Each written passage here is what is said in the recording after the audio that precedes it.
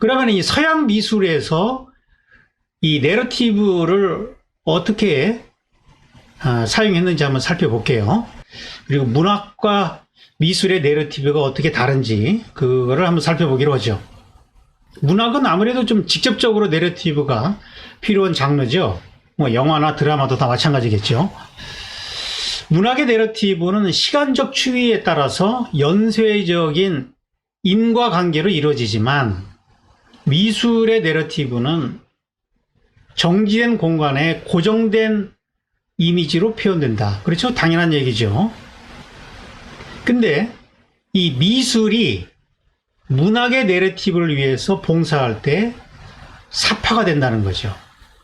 그러니까 이런 내러티브를 드러내기에는 미술이 굉장히 불리한 장르예요. 왜냐하면은 소설이나 영화는 긴 시간을 제공받잖아요. 그 시간에서 서서히 인과적으로 이야기를 풀어갈 수 있는 거거든요.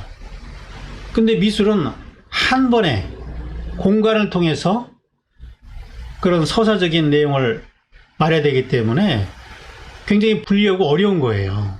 그러니까 자칫 잘못하면은 문학적인 스토리를 위한 하나의 그 사파 같은 성격이 되기 쉽다는 거죠.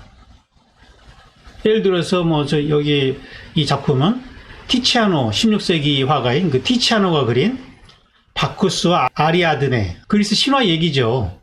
바쿠스는 술의 신이고 쾌락의 신인데 크레타의 공주인 아리아드네를 처음 보자마자 사랑에 빠져가지고 둘이 결혼까지 하게 되는 그런 이야기를 그린 건데, 요 사람이 이제 바쿠스고 요 여인이 이제 아리아드네인데, 요 사람들은 이제 바쿠스의 기쁨조들, 축제를 여는 그런 사람들이고, 아무튼 이 얘기는 그 로마의 시인이었던 오비디우스의 그 시에 나오는 장면인데, 그런 문학 작품이 먼저 있고 그거를 구체적으로 떠올리게 하는 수단으로서 미술이 역할을 한 거예요. 그러니까 문학이 주고 미술은 종이 되겠죠, 이렇게 되면은. 그러니까 사파적인 성격이 있다는 거죠. 그래서 형식주의 이 미학자들이 현대미술로 나아가기 위해서는 이런 미술에 남아있는 사파적 성격을 다 빼나가야 된다라고 주장을 하게 되는 거예요. 이게 이제 형식주의인데, 대표적인 사람이 클라이브 벨이 있는데, 클라이브 벨이 그런 맥락에서 고전적인 그림들을 이제 비판을 하는 거예요. 이 작품은 영국의 윌리엄 파웰 프리스라는 작가가 그린 그 기차역이라는 19세기 작품입니다.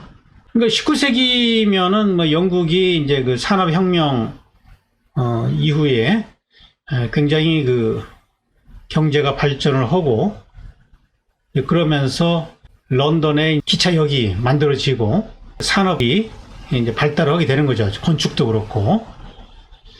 그래서 이 그림은 프리스가 이제 기차가 출발하기 전에 사람들로 붐비고 있는 그 기차 플랫폼을 그린 거예요.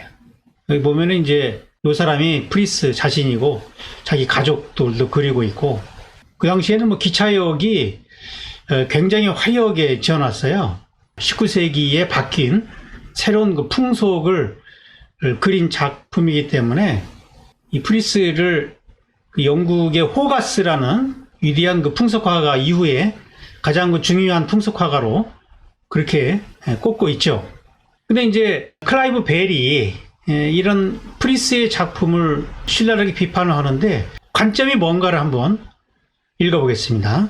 프리스의 작품에 나타나는 선과 색채는 과거 특정한 사건을 환기시키고 어떤 특정한 시대의 풍속과 관습을 상기시킬 목적으로 사용되고 있을 뿐 미적 감정을 유발하기 위해 사용되지 않았다.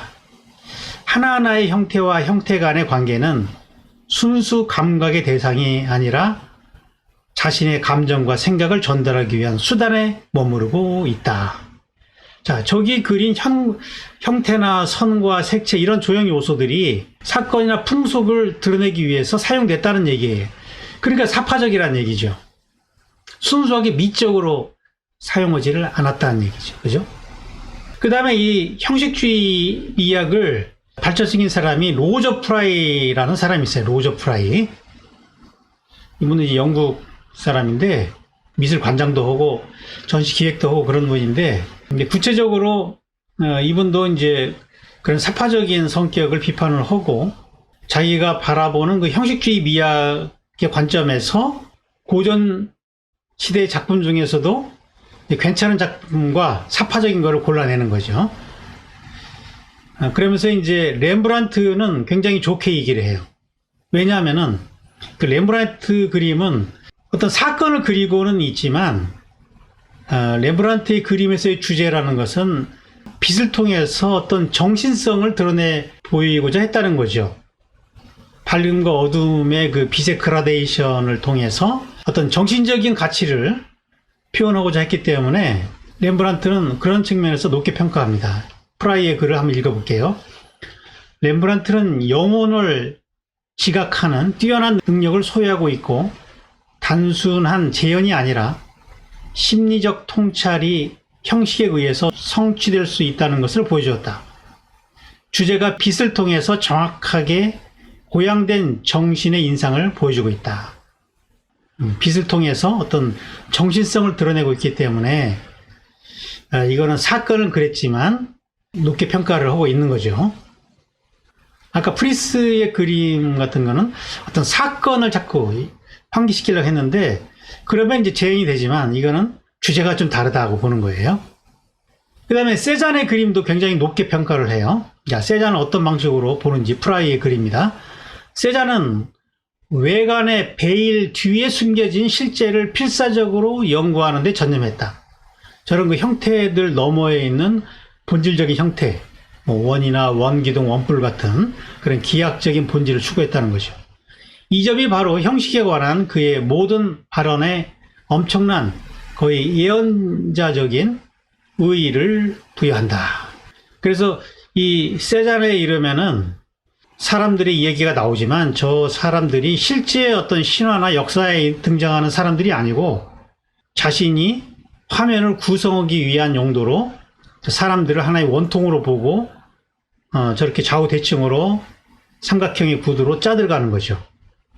그리고 색채에 있어서도 사실적인 색채보다도 색들끼리의 어떤 그 반사라든지 서로 상호작용을 다루기 때문에 또 주관적인 화면 안에서의 관계를 설정하는, 그러면서 이제 정신성을 반영하고 있다 이렇게 보는 거거든요.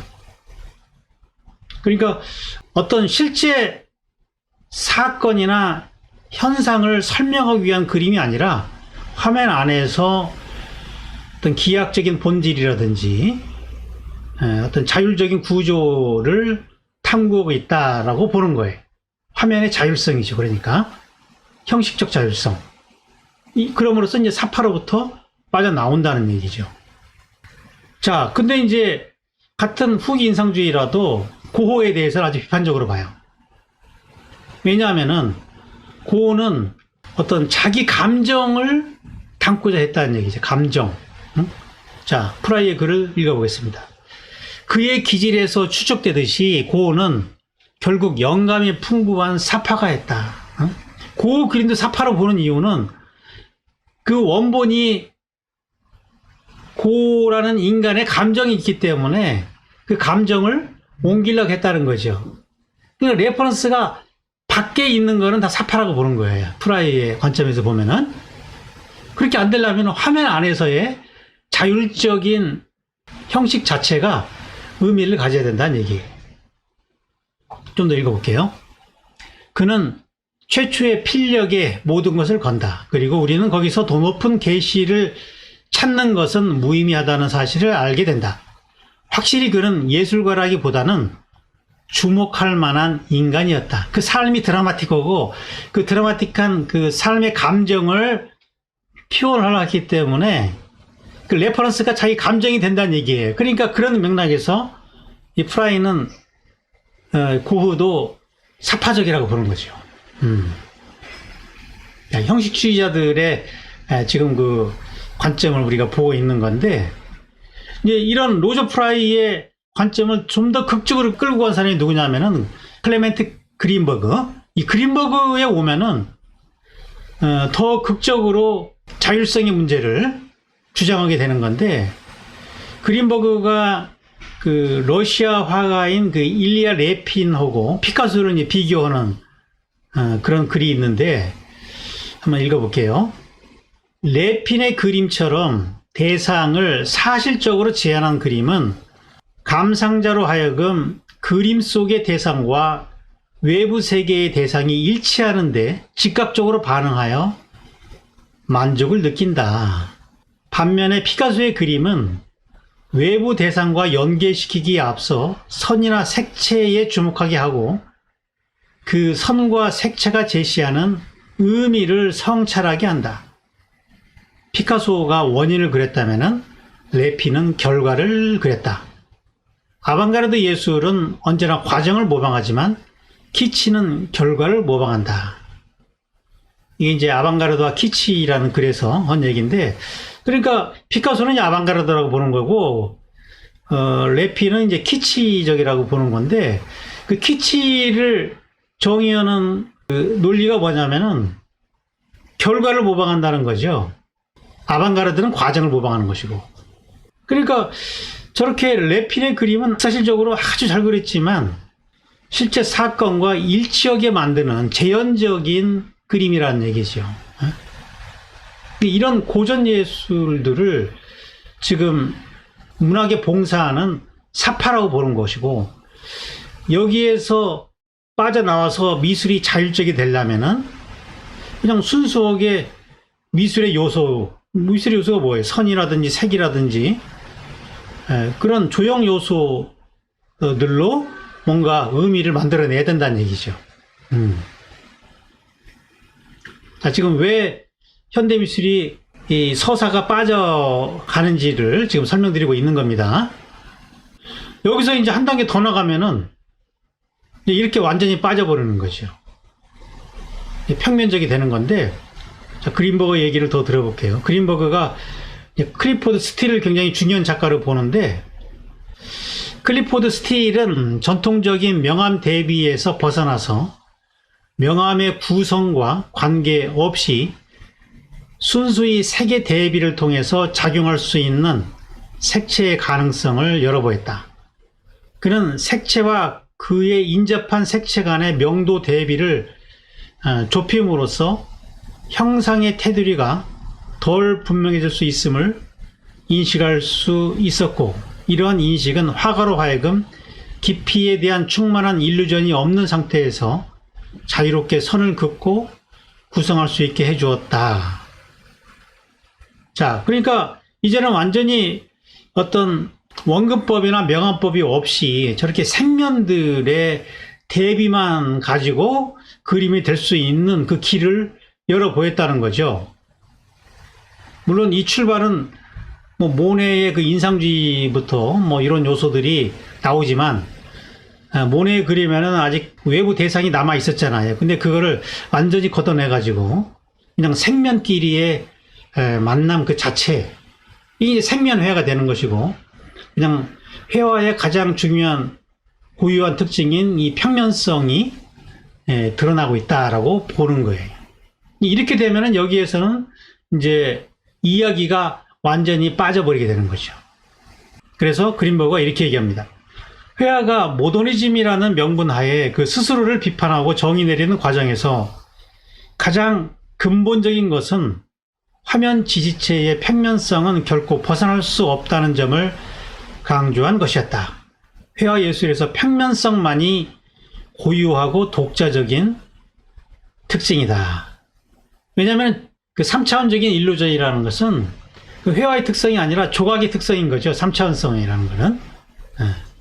그리고 어떤 뭐 이야기가 들어가는 거는 이거 문학적인 특성이고, 어떤 제한된 공간 안에서 이야기를 펼치는 거는 이거 연극적인 또 속성도 들어있고, 그러니까 그런 것들을 다 다른 장르의 속성들을 다 빼나가면 결국 이런 평면성이 남는다는 거예요.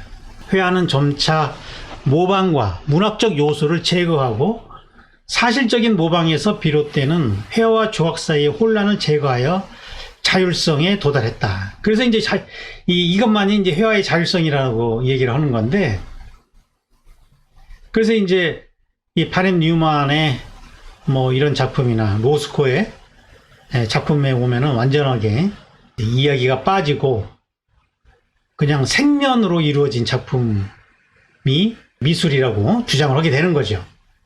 여기서는 이제 서사가 제거가 되고 이것이 모더니즘의 가장 큰 하나의 흐름을 이루었던 거죠. 근데 과연 그런가? 그런 내러티브가 빠지는 것만이 자율성인가?